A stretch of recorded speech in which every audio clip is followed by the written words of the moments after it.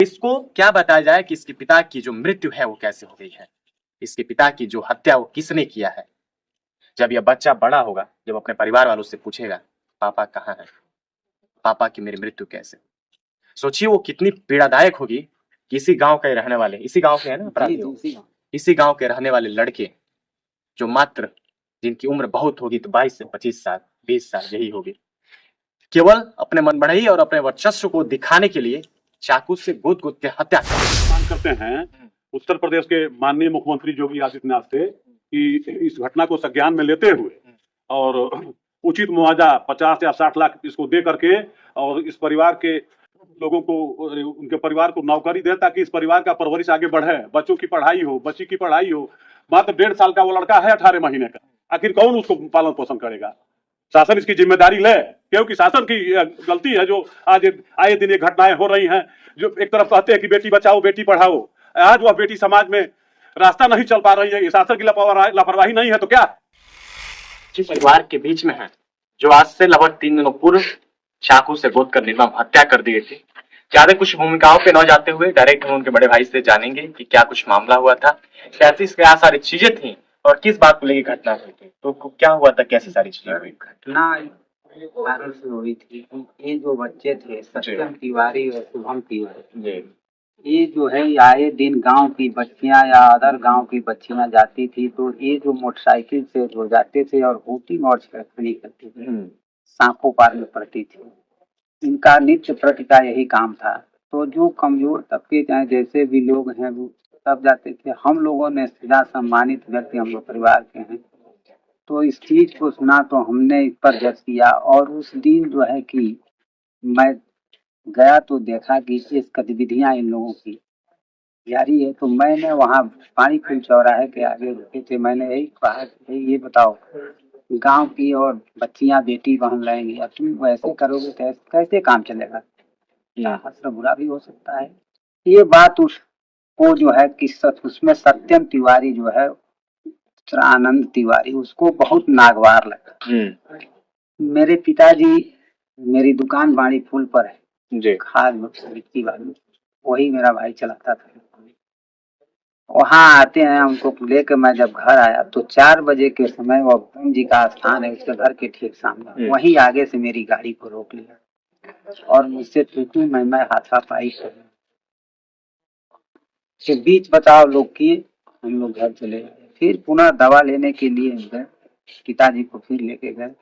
तब तक मेरे भाई साहब का एक लड़का है नीरज उसका नाम है, वो पैर से लंगड़ा है, पैर गया और वह जो है जा रहा था अपनी माँ का दवा लेने के लिए। तो उसका भाई शुभम, ये दोनों तो एक ही साथ रहते हैं, तो उसका भाई शुभम यह कहीं इधर हो गया था, इसका भाई शुभम उधर से फिर मोटरसाइकिल लेके आ रहा था और उस जो बच्चे को रोक करके उसके मुंह में कट्टा लगा दिया और बोतल जो था शराब की बोतल को फोड़ करके और ऐसे कहा साले माछली वाले, तुम्हारे अंकल अगर हमारे काम में इंटरफेयर करेंगे तो पेट में मार दूंगा।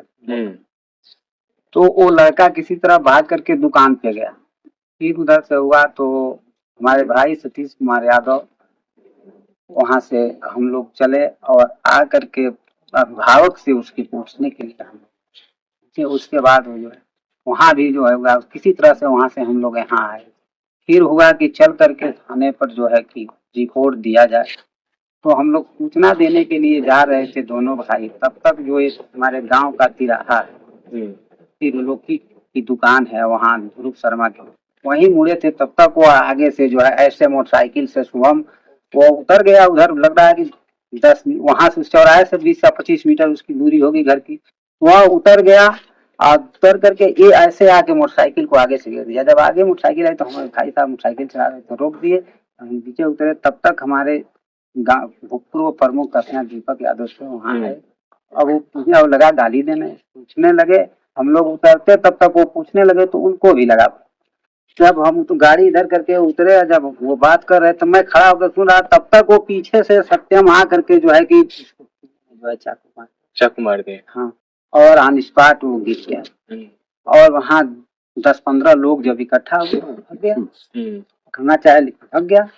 उसके बाद जब देखे तो मेरा भाई लहू वहाँ जमीन पर पड़ा था, तो कोई साधन भी नहीं था, तो घर के ही 2 बच्चे इधर से पहुंचे तो मोटरसाइकिल पर बैठा कर बांध करके उनके CHC कसिया गए। वहां जा करके समझिए सर कि जब हम गए तो एक बार मेरा भाई हुचका, उसके बाद वो डॉक्टर साहब कहे कि उस सीरियस। तो उस समय वहाँ एम्बुलेंस नहीं थी, लेकिन एक हमारे मित्र पाणे जी हैं, वहाँ दुकान किए हैं। अच्छा, हॉस्पिटल पे एम्बुलेंस नहीं थी? हाँ, लेट था एम्बुलेंस, जैसे किसी को लेके गया था तो लेट था, तो मान लीजिए आता तब तक गाड़ी आई। अपने मित्र से कहे गाड़ी लेके आए, मारुति में लाद करके उनको लेके हम लोग गए इलाज। वहाँ डॉक्टर साहब ने ECG किया और उनको देख, उसके बाद से जो है जो हुआ ये हुआ। उसके बाद हम लोग आए, वहाँ फोर्स आए तो देखे गांव में 11 बजे वहाँ से लौट कर आए तो देखे गांव में फोर्स लगी हुई है। घटना कहीं कहीं से पता चला, तो फिर जो है कि हम लोग आए घर पर। फिर उसके बाद दूसरे दिन गए, दूसरे दिन तहरीर दिए, तो या शायद उसी रात में पुलिस जो है कि उनके पिताजी को उठा ली।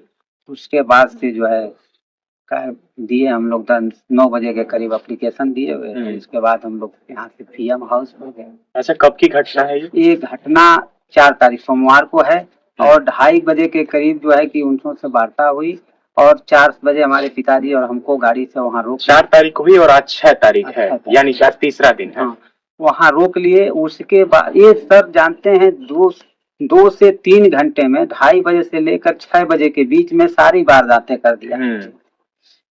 हम लोगों को क्या पता था कि 2:30 से 3 सुबह की या शाम की? शाम को 2:30 बजे शाम को लेकर 6 बजे के करीब। अच्छा, क्या नाम पड़ेगा आपका? विजय कुमार यादव। कितनी उम्र होगी? हमारी उम्र 47-48 साल की। अच्छा, और जो जिनकी मृत्यु की गई है, यानी जिनको मारा गया, उनका क्या नाम? 42 साल। नहीं, नाम क्या? सतीश कुमार यादव। 42 साल उनकी उम्र। और जो लड़के उस घटना में सारे लिप्त थे, जिन्होंने चाकू मारा, उनका क्या नाम था और कितनी उम्र थी? एक का नाम था जो चाकू मारा, उसका नाम था सत्यम तिवारी जी, और दूसरा उसका भाई था घटना में लिप्त था, उसका नाम है शुभम तिवारी। उसके पिताजी का नाम है आनंद प्रकाश तिवारी। कितनी उम्र होगी उन दोनों लड़कों की? हमको लग रहा है उस बड़े वाले शुभम तिवारी की उम्र होगी 25 साल होगी, या इसकी उम्र 22 या 30 साल की। यही जिस प्रकार से अभी इन्होंने अपनी सारी घटनाएं बताई, हालांकि हम लोग का भी मन नहीं करता है कि जब परिवार पीड़ित हो। यही बच्चा है। हाँ। 1.5 साल। सतीश कुमार यादव का यही बच्चा है, 1.5 साल का। अभी इस नौनिहाल को आप देखेंगे, अपनी स्क्रीन पे देख पा रहे होंगे, बहुत उम्र होगी, कितनी 1.5 साल या 2 साल होगी? 1.5 मार्च का है। अब इसको क्या बताया जाए कि इसके पिता की जो मृत्यु है वो कैसे हो गई है, इसके पिता की जो हत्या वो किसने किया है। जब यह बच्चा बड़ा होगा, जब अपने परिवार वालों से पूछेगा पापा कहाँ है, पापा की मेरी मृत्यु कैसे, सोचिए वो कितनी पीड़ादायक होगी कि इसी गांव के रहने वाले, इसी गांव के है ना अपराधी, इसी गांव के रहने वाले लड़के जो मात्र जिनकी उम्र बहुत होगी तो 22 से 25 साल 20 साल यही होगी, केवल अपने मनबड़ाई और अपने वर्चस्व को दिखाने के लिए चाकू से गोद गोद के हत्या कर देते हैं। हालांकि यह शासन पे सवाल उठाया जाए कि प्रशासन की लापरवाही पे सवाल उठाया जाए, लेकिन हत्या तो हुई है। और लगातार जिस प्रकार से उत्तर प्रदेश में हत्याएं हो रही हैं, अपराध हो रहे हैं, अपराध पे रोकने का प्रशासन प्रयास तो कर रही है, लेकिन बार बार विफल हो जा रही है। लेकिन ऐसा कैसे हो सकता है जब एक प्रशासन को सुसंगठित रूप से एक जगह दी गई, एक व्यवस्थापक बनाया गया कि आप बार बार जो हो रहे हत्याएं, जो क्राइम हो रही है, उसको रोकने का कार्य करेंगे, लेकिन फिर भी जो हत्या है, जो अपराध है, वो रुकने का नाम नहीं ले रहे हैं। अच्छा, किस जगह ये सारी चीजें हुई थी, जो घटना हुआ? ये हमारे गांव के बीच चौराहे पर, जो आप वहाँ से मुड़े हैं इधर आए हैं। हाँ। वहाँ एक दुकान है, त्रिलोकी शर्मा की दुकान है। वहाँ से एक जो है कि एयरपोर्ट की तरफ, जलवा की तरफ रास्ता जाता है, एक सीधे रोड पर चला जाता है, पेड्रोना रोड पर, वहीं तिराहे पर जो है ये। अच्छा, सतीश यादव जी की कितने साल पहले शादी हुई थी? सतीश यादव की शादी लग रहा है 15 साल हो गए। कितने बच्चे अभी उनके? 2 बच्चियां हैं, एक 14 साल की है, एक 10 साल की है, और एक 1.5 साल का ये बच्चा है जो आती है। जो सारा अगर मामलों को अवलोकन किया जाए और विश्लेषण के बाद यह पता चलता है कि जो सारी घटनाएं हैं वो छेड़खानी से शुरू होती है। हालांकि अभी आपने क्या नाम बताया था अपना? विजय कुमार। विजय, ये विजय यादव जी और इनके छोटे भाई थे ना, सतीश यादव जी थे। ये दोनों लोग अपना काम धाम करते हैं, व्यवसायी है, छोटा मोटा व्यवसाय करके अपने परिवार का पालन पोषण करते हैं और गुजारा चलाते हैं। लेकिन इनकी बेटियों को एक जो दो मनबढ़ रहते हैं वो बार बार छेड़खानी करते हैं जब भी स्कूल जाते हैं। जिस प्रकार से उत्तर प्रदेश में योगी आदित्यनाथ जी कहते हैं कि बेटी बचाओ और बेटी पढ़ाओ, लेकिन बेटियों को कैसे पढ़ाया जाए जब बेटियां हमारे समाज में सुरक्षित नहीं है।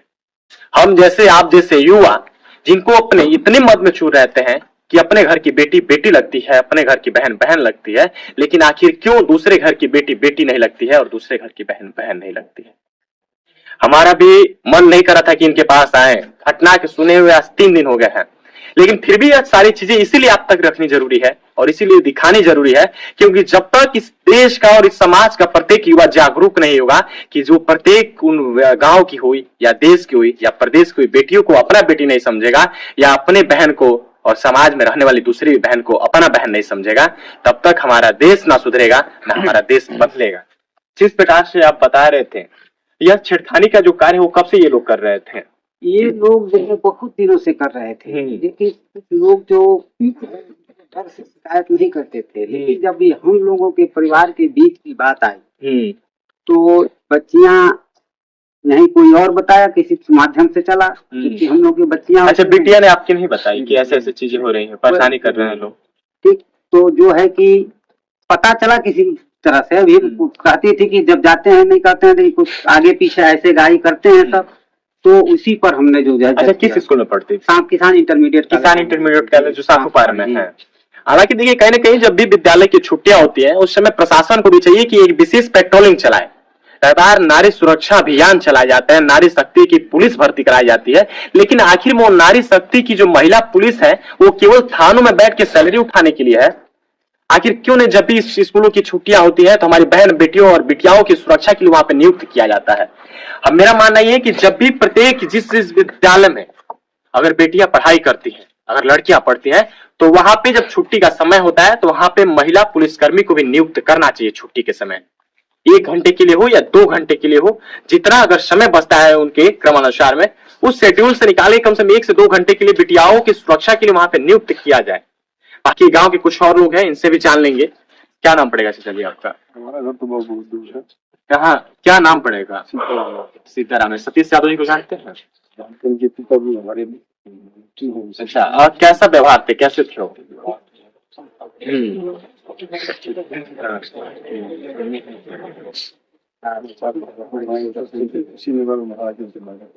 अच्छा, महाराजगंज से आता है वो। पिताजी ये इनके पिताजी है, पिताजी से भी जान लेंगे। क्या नाम पड़ेगा चाचा जी आपका? चाचा जी, क्या कुछ हुआ है, कैसे हुआ है? लड़का से हुआ है जो कि ऐसा नहीं कर लेकिन सबकी बहन बेटियां भी अपनी ही तो अगर समझा जाए तब इसका सुधार। अगर नहीं समझेगी हमारी है तो गैर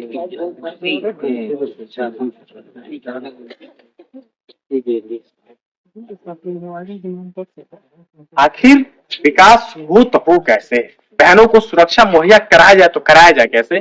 बार बार सवाल ये उठता है कि आखिर कब तक तमाम ऐसे निर्भया कांड होते रहेंगे हमारे देश में? आखिर कब तक हमारी बहन बेटियां इस देश में असुरक्षित महसूस करेंगी, कहीं आने जाने में हिचक करेंगी? क्योंकि कहीं ना कहीं एक बिटिया की सुरक्षा में एक चाचा को अपना जान गंवा देना पड़ा, उसके बाद भी शायद वो बिटिया सुरक्षित है या नहीं है। क्यों चाचा जी, क्या नाम पड़ेगा आपका? जंत्री यादव। क्या जानते हैं सतीश यादव जी? अरे, वकील साहब से हम लोग से पहले से परिचय था तो सुने हैं तो हम भी आ गए हैं। यह जो घटना है इस घटना का मैं निंदा करता हूँ, इसलिए कि मैं इसके पहले यादव महासभा का जिला उपाध्यक्ष रहा हूँ और पार्टी से निवर्तमान जिला सचिव हूँ सपा का। तो सरकार एक तरफ कहती है बेटी बचाओ बेटी पढ़ाओ, बेटी बचाओ बेटी पढ़ाओ, लेकिन आज सरकार के गलत नीतियों के कारण ये सब जो वारदात हो रही है समाज में, जो इसका मतलब ये पनप रहा है, तो इसका हम निंदा करते हैं और आप लोग भी इसको बढ़ चढ़ के उठाइए ताकि समाज में शासन के कानों तक इसका आवाज पहुंचे। शासन जो भी हो रहा है शासन की लापरवाही की वजह से हो रहा है। तो इस पर विराम लगे। हाँ। अच्छा जी, एक और बात हम जानना चाहेंगे, अभी तक कौन कौन से जनप्रतिनिधि आपके पास पहुंचे हैं आपका दुख दर्द बांटने के लिए? मेरे पास मैं माननीय रमाशंकर त्रिपाठी जी आए, वहाँ जो थे अंतिम संस्कार और पीएम हाउस तक लेकर के जो है एक्सएमएलसी जो है रामोद यादव जी थे, बंसी राव थे। अभी जिस समय वर्तमान सरकार के हम प्रतिनिधियों के बारे में जिन्होंने आपको ने चुना है, जिनको जनता चुन के विधानसभाओं में और संसद भवन तक पहुंचाई, उनमें से कितने उनमें प्रतिनिधि से पहुंचे? कोई प्रतिनिधि मेरे दरवाजे पर नहीं आया, न गया, न कहीं मेरा कोई हालचाल पूछा। किसी ने जानकारी नहीं ली। किसी ने कोई जानकारी नहीं। देखिए, जब भी हम चुनाव को कवर करते हैं या फिर कुछ ऐसी घटनाओं को कवर करते हैं तो हमेशा से एक बात कहते हैं कि जिस समय चुनाव आता है मगरमच्छ के भांति सारे नेता वोट मांगने के लिए तो चले आते हैं, लेकिन जब हमारे समाज में घटनाएं घटित होती हैं उस समय आखिर वो जनप्रतिनिधि, वो सत्ता में बैठाए गए हमारे नेता इनसे संपर्क करने का प्रयास क्यों नहीं करते हैं? आखिर कैसे सहयोग की जाए, आखिर में वो जानने के लिए क्यों नहीं आते हैं? आखिर में इनका दुख दर्द कैसे बांटा जाए यह जानने के लिए क्यों नहीं आते हैं? क्या कुछ मांग रखे हैं सरकार से? हमारी सरकार से ये मांग है कि जो लोग अपराधी हैं उनको अपराध का दंड मिले, और मेरा भाई चला गया, वो कमातूत था घर का, उसके छोटे छोटे बच्चे हैं, उसके गुजारा भत्ता के लिए, उस बच्चों के परवरिश के लिए सरकार कुछ व्यवस्था करे। कहीं न कहीं जिस प्रकार से देखा जाए तो शासन और प्रशासन की लापरवाही के चलते एक परिवार अपने मुखिया को खो दिया है। शायद से इस परिवार में कमाने के लिए अब उसके परिवार के उनके बच्चों का पालन पोषण करने के लिए कोई नहीं बचा है, क्योंकि जो बच्चे भी हैं वो छोटे हैं और कहीं न कहीं उस परिवार के किसी न किसी एक सदस्य को सरकारी नौकरी और इस परिवार को 50 लाख रुपए मुआवजा यह देना चाहिए। हालांकि अब मेरा मत है कि सरकार का मत क्या है, सरकार कितनी सुरक्षा मुहैया कराती है, क्योंकि जिसके मात्र 1.5 से 2 साल के बच्चे हैं आखिर में उनका पालन पोषण कैसे होगा, उनकी शिक्षा कैसी होगी, उनकी परवरिश कैसी होगी? अगर चाचा क्या लगता है आपको, मिलना चाहिए कि नहीं मिलना चाहिए? मिलना चाहिए। हाँ हाँ, शासन की तरफ से हम भी मांग करते हैं उत्तर प्रदेश के माननीय मुख्यमंत्री योगी आदित्यनाथ से कि इस घटना को संज्ञान में लेते हुए और उचित मुआवजा 50 या 60 लाख इसको दे करके और इस परिवार के लोगों को, उनके परिवार को नौकरी दे ताकि इस परिवार का परवरिश आगे बढ़े, बच्चों की पढ़ाई हो, बच्ची की पढ़ाई हो। मात्र 1.5 साल का वो लड़का है, 18 महीने का, आखिर कौन उसको पालन पोषण करेगा? शासन इसकी जिम्मेदारी ले, क्योंकि शासन की गलती है जो आज आए दिन ये घटनाएं हो रही हैं। जो एक तरफ कहते हैं कि बेटी बचाओ बेटी पढ़ाओ, आज वह बेटी समाज में रास्ता नहीं चल पा रही है, ये शासन की लापरवाही नहीं है तो क्या? तो इसको सरकार तक ज्ञान में लेके और उस बच्चे और बच्ची के पढ़ाई के लिए भी सहयोग करे और उनके परिवार को नौकरी दे, 60 लाख मुआवजा दे ताकि परिवार का परवरिश चले, क्योंकि वही कमाने वाले व्यक्ति थे। वही कहीं ना कहीं उत्तर प्रदेश में लगातार जो अपराध का ग्राफ है वो बढ़ते हुए जा रहा है, और इसके पीछे सारी चीजों को देखा जाए तो जिस प्रकार से अभी भी उत्तर प्रदेश में पुलिस की जो भर्ती है वो रुकी हुई है और पुलिस बलों की जो संख्या है उसमें भी कमी है ये। तो कहीं ना कहीं अभी जिस प्रकार से यह पूरा परिवार अपने सदस्य को खो दिया है, अपने मुखिया को खो दिया है, तो इस परिवार से यहाँ के जनता के जनप्रतिनिधियों से मैं यह कहना चाहूंगा कि आप लोग इस परिवार के पास पहुंचे और हो सके तो सरकारों से एक गवाह करें, एक अपना अनुग्रह रखें कि कहीं न कहीं इस परिवार को 50 लाख रुपए और एक सरकारी नौकरी की मदद मिलनी चाहिए। और तत्काल रूप से कहीं न कहीं शासन और प्रशासन की लापरवाही की वजह से प्रत्येक दिन कोई न कोई बच्चे की हत्या होती है, कोई न कोई किसी परिवार की हत्या होती है, किसी न किसी परिवार के सदस्य की हत्या होती है। ऐसे में तत्काल कम से कम 5 लाख पुलिस की भर्ती भी करानी चाहिए, जिससे जो इस उत्तर प्रदेश में पुलिस बल की जो संख्या में कमी है इसमें कुछ वृद्धि हो और पुलिस जो अपने काम में वो सही से सतर्कता पूर्वक कार्य कर सके और उनकी जो लापरवाही है वो लापरवाही भी ना हो और इस देश और इस समाज और इस प्रदेश का प्रत्येक व्यक्ति सुरक्षित हो। बाकी इन सारी घटनाओं के बारे में आप लोग क्या सोचते हैं और जिस प्रकार से लगातार अपराध का जो दर है वो बढ़ते हुए जा रहा है, इसके बारे में क्या सोचते हैं? अपने राय कमेंट बॉक्स में जरूर रखिएगा। जय हिंद।